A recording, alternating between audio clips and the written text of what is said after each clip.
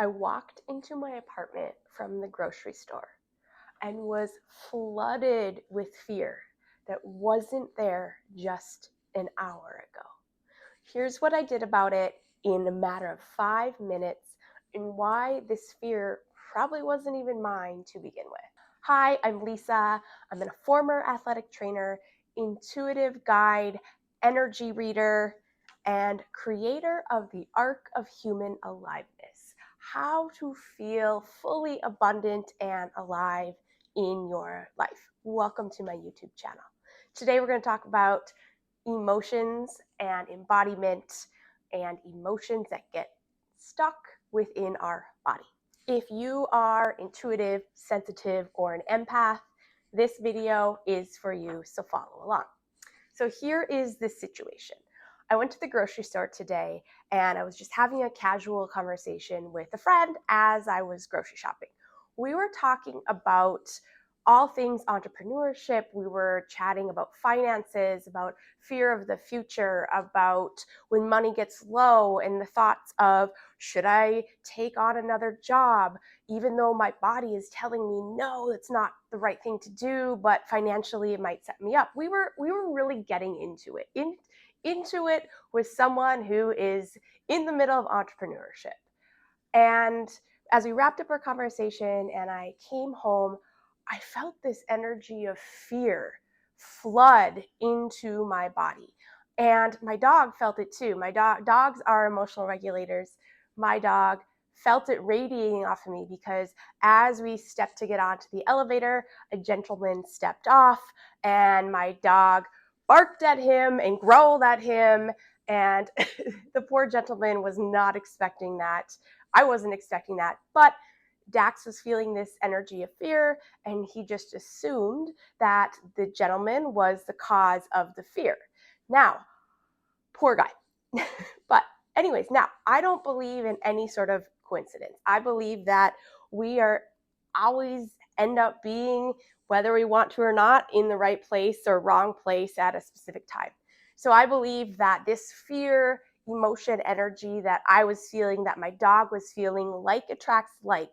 And so this gentleman probably had his own fears that he was feeling or was radiating off of him, and he joined the club. Fear, party of three.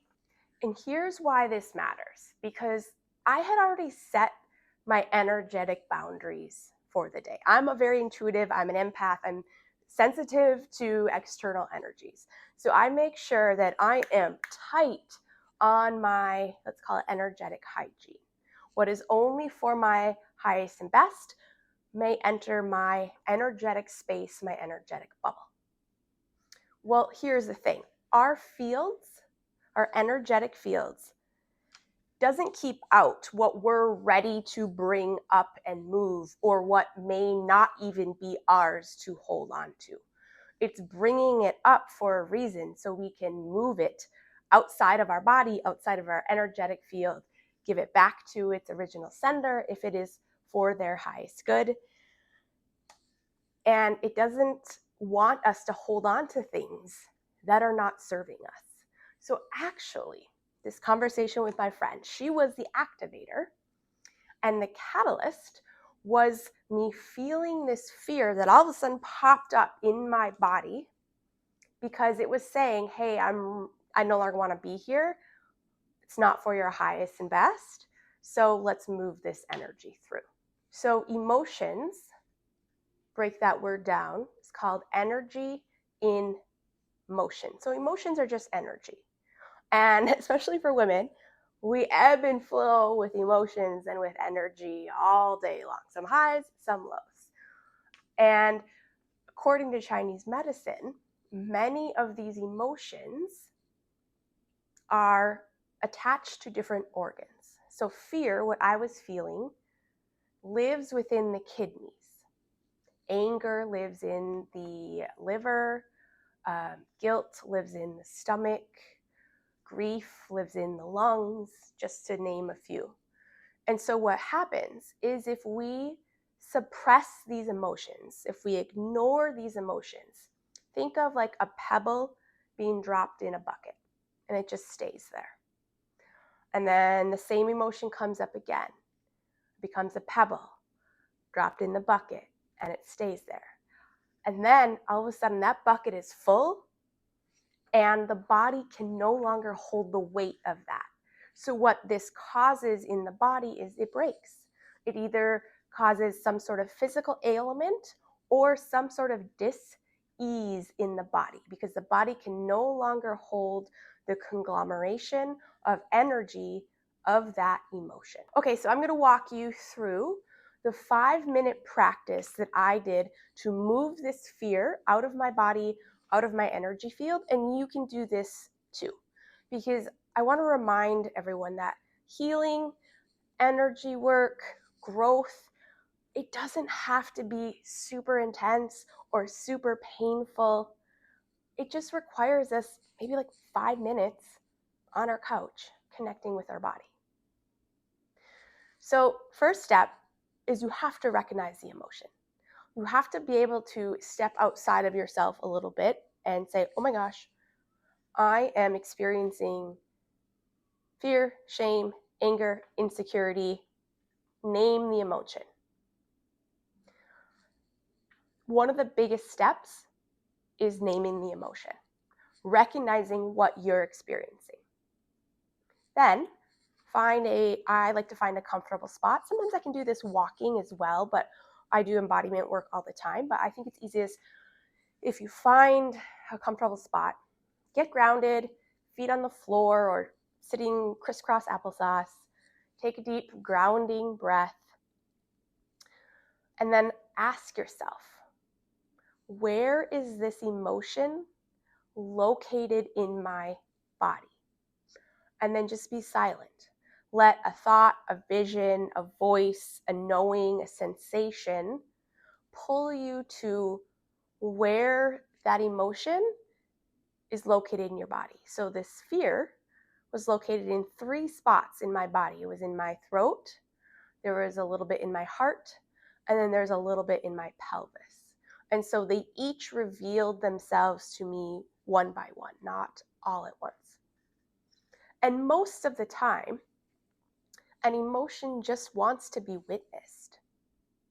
It can be as simple as that. And so when the emotion, the fear, said, I'm located within your throat, what I did is I just witnessed it. Internally, I said, thank you. I am here. I see you. Sometimes I say, you are safe.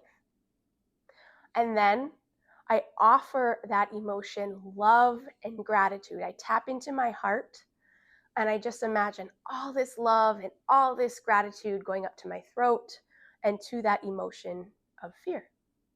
Guess what this does?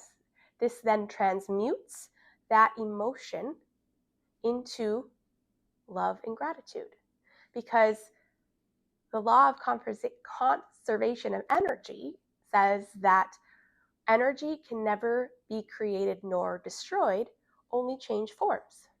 So we just change the form of that emotion. Like I said, most emotions, they just want to be witnessed.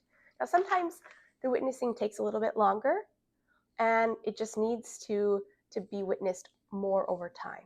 And with that, you just check back in periodically throughout the day or throughout the week, like an old friend. How are you doing? I see you. I'm here. One thing we always do when we clear an emotion is we want to fill that space that the emotion took within our body. So I always call in peace and joy. You can call in whatever you want. Love, happiness. So we want to call in almost the opposite of that emotion. And so I imagine light coming in, the frequency of joy coming in and replacing that space, filling up that space where the fear resided in my case. And so after I did that, then I went through and asked, okay, where else is this fear located in my body? Then it came to the heart. And I did the same thing, transmuted, sended gratitude and love, brought in peace and joy, and then same thing with my pelvis. And then the fear was gone. It was gone from my body. It was gone from my energy field. Now, this doesn't just happen to me. This happens to a lot of people, and a client that I was working with, she was on a cruise. She emailed me in distress. Lisa, help, help. I'm feeling so much energy on this cruise, and it's bringing up all of my insecurities. She's like, I thought I had worked through all of these, but being in this space, this village, floating village, with all of these people is heightening all of my insecurities. And so it was doing that because her body, her system, was ready to transmute the energy of insecurity and let it go. They were no longer serving her. So her body was doing what was for her highest and best. So what we did is we did energy work on her energy field and on her body, and we released and transmuted all of the emotions and insecurities that she was holding on to in her body that were ready to be gone. And she had a lovely rest of the vacation. She was energetically protected and no more issues with insecurities popping up. Isn't that cool?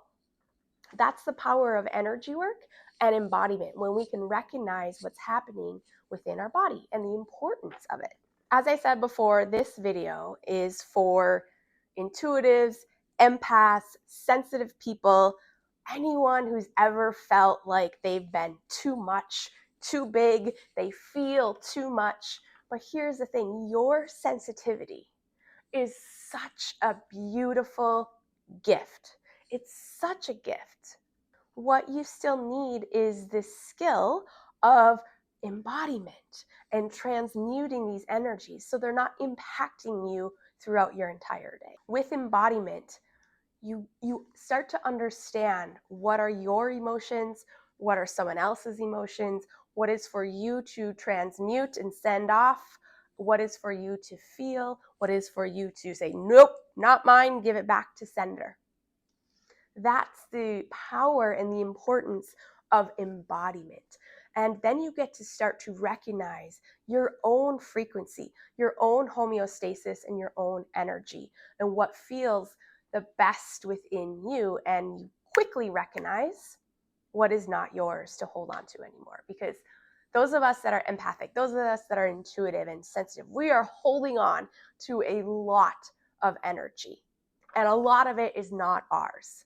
We're holding on to a lot of emotions. And again, a lot of those are not ours. They are other people's that we take on to help them, actually, to help transmute the emotions. And here's what I want you to take away from this video. I want you to have the 5-minute practice that you can do very quickly when you recognize emotions that are coming up that are no longer serving you, that you can say, nope, goodbye. And I also want you to recognize that growth doesn't have to be long, it doesn't have to be intense, and it doesn't have to be painful. It can be simple, 5 minutes on your couch. If this video landed for you, if you resonate with this video, and you want to explore embodiment and how to build the skill to feel this within your own body so you can transmute energy just like that, comment the word body.